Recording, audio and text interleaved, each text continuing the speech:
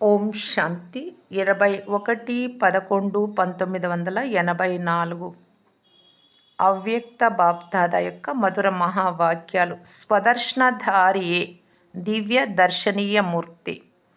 అవ్యక్త బాప్దాద తన స్వదర్శన చక్రధారి పిల్లలతో మాట్లాడుతూ ఉన్నారు. ఈరోజు బాప్దాద తన విశ్వ ప్రసిద్ధ స్వదర్శనధారి దివ్య దర్శనీయ సిద్ధి స్వరూప పిల్లలను చూస్తున్నారు. స్వదర్శనధారులే విశ్వ దివ్య దర్శనీయులుగా అవుతారు. స్వదర్శనధారులుగా అవ్వకపోతే దివ్య దర్శనీయ మూర్తిగా కూడా అవ్వరు. ప్రతి అడుగులో, ప్రతి సంకల్పంలో స్వదర్శనము ద్వారానే దివ్య దర్శనము చేయించగలుగుతున్నారు. స్వదర్శనము లేకపోతే దివ్య దర్శనం కూడా ఉండదు. స్వదర్శన స్థితులై ఉండేవారు నడుస్తూ తిరుగుతూ స్వతహాగా తమ దివ్య సంకల్పము, దివ్య దృష్టి, దివ్య మాట, దివ్య కర్మ ద్వారా ఇతర ఆత్మలకు కూడా దివ్య మూర్తిగా అనుభవం అవుతారు. సాధారణత కనిపించదు, దివ్యత కనిపిస్తుంది. కనుక వర్తమాన సమయంలో బ్రాహ్మణ ఆత్మలకు దివ్యత యొక్క అనుభవం చేయించాలి. దేవతగా భవిష్యత్తులో అవుతారు. ఇప్పుడు దివ్యత దైవీ గుణ స్వరూపంగా కావాలి. ఈ దివ్యత స్వరూపం నుండి దేవత స్వరూపంగా అవుతారు. ఫరిస్తా అంటే దివ్యతా స్వరూపం. దివ్యతా శక్తి సాధారణతను సమాప్తం చేస్తుంది. ఎంతెంతగా దివ్యతా శక్తి ప్రతి కర్మలో తీసుకొస్తారో దైవీ గుణాలను, అంతగానే అందరి మనస్సు నుండి, నోటి నుండి స్వతహాగానే వీరు దివ్య దర్శనీయ మూర్తి అనే మాట వస్తుంది. అనేక మంది భక్తులు దర్శనం యొక్క అభిలాషలో ఉన్నారు. అటువంటి దర్శనం యొక్క అభిలాషతో ఉన్న ఆత్మల ఎదురుగా స్వయం దివ్య దర్శనీయ మూర్తిగా ప్రత్యక్షమైనప్పుడే సర్వాత్మలు దర్శనం చేసుకొని ప్రసన్నమవుతారు. మరియు ప్రసన్నత కారణంగా దివ్య దర్శనీయ మూర్తి ఆత్మలపై ప్రసన్నత యొక్క పుష్పాల వర్షం కురిపిస్తారు. ప్రతి ఆత్మ ద్వారా ఇదే ప్రసన్నత యొక్క మాట వస్తుంది. జన్మ జన్మల నుండి ఏదైతే దాహం ఉందో లేదా ఆశ ఉందో ముక్తి పొందాలి అని, లేదా ఒక మెరుపుతో కూడిన దర్శనం చేసుకోవాలి అని, ఈరోజు ముక్తి లేదా మోక్షం యొక్క అనేక జన్మల సంకల్పం పూర్తి అయ్యింది అని మిమ్మల్ని చూస్తూనే అనుభవం అవుతుంది. లేదా దర్శనానికి బదులు దర్శనీయ మూర్తి లభించింది అనుకుంటారు. మా ఇష్ట దేవత మాకు లభించింది. ఈ కొద్ది సమయం ప్రాప్తి యొక్క నశ మరియు సంతోషంలో జన్మ జన్మల దుఃఖాన్ని, బాధలను మర్చిపోతారు. కొద్ది సమయం యొక్క ఈ సమర్థ స్థితి ఆత్మలకు శక్తిని అనుసరించి భావనకు ఫలస్వరూపంగా కొన్ని పాపాల నుండి కూడా ముక్తి చేస్తుంది. అందువలననే ఆత్మలు స్వయం శక్తిని అనుసరించి తేలిక స్థితిని అనుభవం చేసుకుంటారు. అందువలననే పాపాలను హరించే దేవ మరియు పాపాలను తొలగించే దేవి, శక్తి, జగన్మాత అనే మాటలు తప్పకుండా మాట్లాడతారు. ఏ దేవి లేదా దేవత దగ్గరికి వెళ్తున్న ఈ భావన మరియు నిశ్చయము పెట్టుకుంటారు. వీరు మా పాపాలను సమాప్తం చేస్తారు అని. మరియు ఇప్పుడు అంతిమంలో దేవతలతో పాటు గురువులు కూడా నేను మీ పాపాలు నాశనం చేస్తాను అని. భక్తులు కూడా ఈ నమ్మకంతోనే వారిని గురువుగా చేసుకుంటారు. కానీ ఈ విధానం మీ దివ్య దర్శనీయ ఆత్మల ద్వారా ప్రత్యక్ష రూపంలో జరిగిన కారణంగానే ఆ విధంగా స్మృతి చిహ్న రూపంలో నడుస్తూ వస్తుంది. అలాగే త్వరలో ఈ దివ్య దృశ్యం విశ్వం ముందుకు రానే వస్తుంది. ఇప్పుడు మిమ్మల్ని మీరు చూసుకోండి. మేము దివ్య దర్శనీయ మూర్తిగా, దర్శన యోగ్యంగా, సర్వ శృంగార సంపన్నంగా అయ్యామా అని. బాబా సమానంగా పాపకటేశ్వర స్వరూపంలో, పాపాలను హరించే స్వరూపంలో స్థితులయ్యారా? పాపాలను పోగొడుతున్నారా? పాప కటేశ్వరులుగా మరియు పాపహరిణులుగా ఎప్పుడు అవుతారు అంటే, ఎప్పుడైతే స్మృతి యొక్క జ్వాలా రూపంగా అవుతారో, స్మృతి ఎలా ఉండాలి అంటే జ్వాలా స్వరూపంగా అప్పుడు అవుతారు. ఇలా అయ్యారా?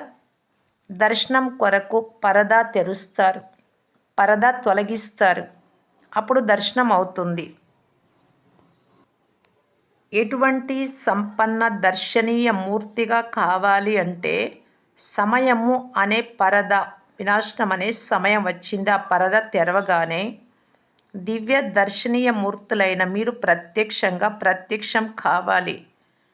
లేదా దివ్య దర్శనీయ మూర్తులు ఇప్పటి వరకు సంపన్నంగా ఉండటానికి ఇంకా అలంకారంలోనే ఉన్నారా? దర్శనము అనేది సదా సంపన్న స్వరూపంలో ఉంటుంది. కొద్దిగా పరివర్తన అయితే ఉండదు. ఇలా తయారయ్యారా లేదా తయారు కావాలా? లేదా సమయం వచ్చినప్పుడు తయారైపోతాంలే అని ఆలోచిస్తున్నారా? ఎవరైతే సమయానికి ముందే తయారవుతారో వారే దర్శనీయ మూర్తులు. సమయానికి తయారవుతారు వారు తమ తయారీలోనే ఉంటారా? లేదా దర్శనీయ మూర్తిగా ఉంటారా? స్వయం గురించి ఉంటారు కానీ విశ్వం గురించి ఉండరు. వారు స్వకళ్యాణకారిగా ఉంటారు.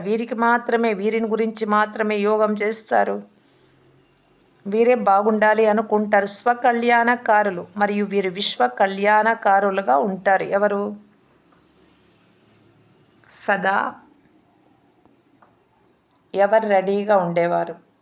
పరదా తెరవకనే రెడీ అయి ఉండేవాళ్ళు సంపన్న మూర్తిగా ఉండేవారు. అంతిమ బిరుదు విశ్వ కళ్యాణకారులు అని. అంతేకాని కేవలం స్వకళ్యాణకారులు అని కాదు. స్వకళ్యాణకారి నుండి విశ్వ కళ్యాణకారులుగా కావాలి. డబల్ పని చేసేవారే మీ కళ్యాణం, విశ్వ కళ్యాణం డబల్ కిరీటధారులు అవుతారు. కేవలం స్వకళ్యాణకారులే డబల్ కిరీటధారులుగా కాలేరు. ఒక్క మీకు మాత్రం మంచి చేసుకుంటే రాజ్యంలోకి వస్తారు కానీ రాజ్య అధికారిగా కారు. సమయానుసారం ఇప్పుడు పురుషార్థం యొక్క వేగం తీవ్రంగా ఉండాలి.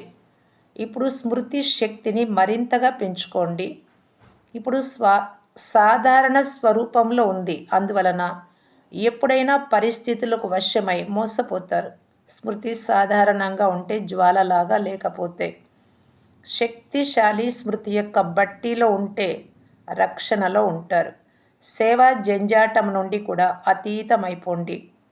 ఎప్పుడైతే సేవలో ఎందుకు, ఏమిటి, నీవు, నేను, నాది, నీది అనేది వస్తుందో అప్పుడు సేవ కూడా జంజాటం అయిపోతుంది. ఈ జంజాటం నుండి కూడా అతీతమైపోండి. సేవ వెనుక పడి స్వమానాన్ని మర్చిపోకండి. ఏ సేవలో అయితే శక్తిశాలి స్మృతి ఉండదో ఆ సేవలో సఫలత తక్కువగా ఉంటుంది మరియు స్వయాన్ని మరియు ఇతరులను కూడా ఎక్కువగా అలజడి చేస్తుంది. పేరుకు సేవ చెయ్యండి అని కాదు, కానీ పనికి వచ్చే సేవ చేయండి. దీనినే శక్తి సంపన్న సేవ అని అంటారు. ఎటువంటి నాజూకు సమయం రానున్నది అంటే ఆ సమయంలో మీ స్మృతి శక్తియే రక్షణ సాధనమవుతుంది. ఎలా అయితే స్థూల రూపంలో వర్తమాన సమయంలో మిలిటరీ రక్షణ సాధనం కదా, అదేవిధంగా మీ స్మృతి, మీ తలంపు యొక్క శక్తి నలువైపులా సర్వ శస్త్రధారులకు రక్షణ సాధనం. అందువలననే సదా స్వయాన్ని, సేవా స్థానాన్ని మరియు కుటుంబం యొక్క స్థానాన్ని మరియు సేవా కేంద్రాలకు వచ్చే విద్యార్థులందరినీ స్మృతి శక్తి స్వరూపం యొక్క వృత్తి మరియు వాయుమండలంలోకి తీసుకురండి. ఇప్పుడు సాధారణ స్మృతి యొక్క స్థితి రక్షణ సాధనంగా అవ్వదు. ఇప్పుడు మీరు చేసే తలంపు ద్వారా రక్షణ పొందలేరు. ఓటమి మరియు యుద్ధం, మాయ యొక్క ఏదో ఒక రకమైన ఓటమి మరియు వ్యక్తి మరియు వాయుమండలం యొక్క యుద్ధం సాధారణ స్మృతి ఉన్న వారిని మోసంలోకి తీసుకువస్తుంది. అందువలన బాప్దాదా పిల్లలందరికీ ఇషారా ఇస్తూ ఉన్నారు. శక్తిశాలి స్మృతి యొక్క వాయుమండలాన్ని తయారు చేయండి. దీని ద్వారా స్వయం కూడా రక్షణగా, బ్రాహ్మణాత్మల యొక్క సహయోగము మరియు ఇతర అజ్ఞాని ఆత్మలకు కూడా మీ యొక్క శాంతి మరియు శక్తి యొక్క సహయోగం లభిస్తుంది. అర్థమైందా? మంచిది.